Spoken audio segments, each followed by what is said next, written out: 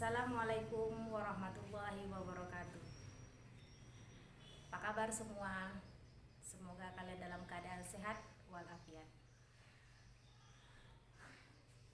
Pada video pembelajaran kita kali ini, kita akan membahas tentang teks cerita sejarah. Apa itu teks cerita sejarah? Teks cerita sejarah yaitu suatu narasi atau cerita rekaan yang mengandung unsur-unsur sejarah, di mana di dalamnya terdapat nama tokoh, nama tempat, dan peristiwa kejadian.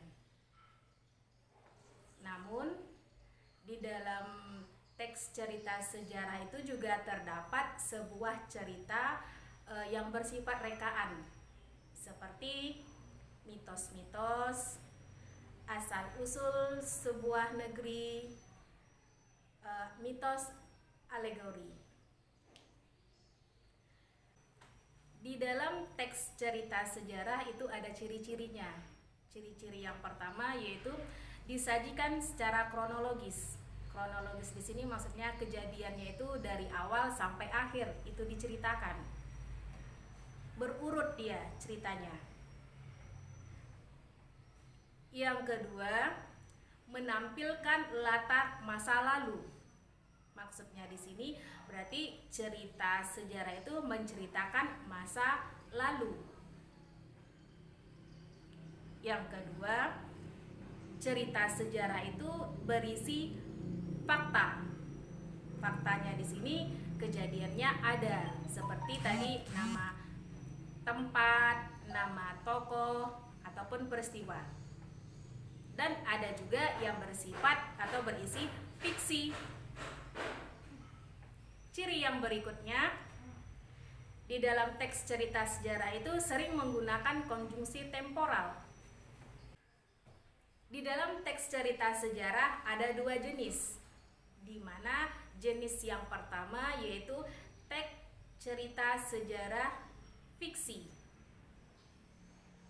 Yang kedua, teks cerita sejarah berdasarkan fakta sejarah. Maksudnya ya kejadian yang benar-benar ada.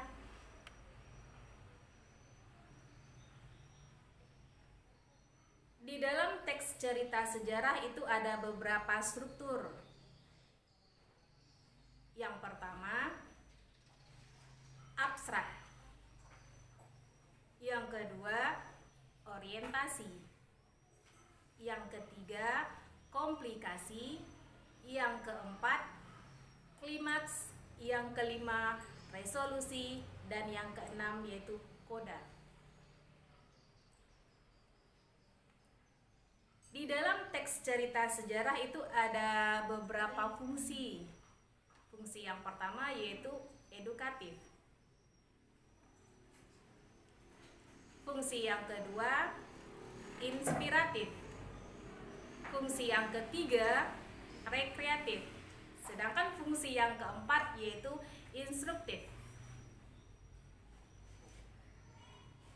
Di dalam menemukan informasi di dalam sebuah teks cerita sejarah itu ada langkah-langkahnya, di mana langkah-langkah yang harus kita lakukan yaitu kita membaca sebuah cerita itu dengan seksama. Setelah kita baca, kemudian kita identifikasi pokok-pokok apa yang terdapat di dalam cerita tersebut.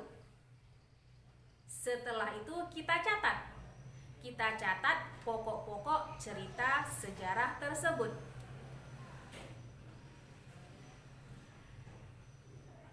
Teks cerita sejarah itu ada unsur pembangunnya, di mana ada unsur dari luar dan ada unsur pembangun dari dalam, yang disebut atau yang dikenal dengan unsur intrinsik dan ekstrinsik.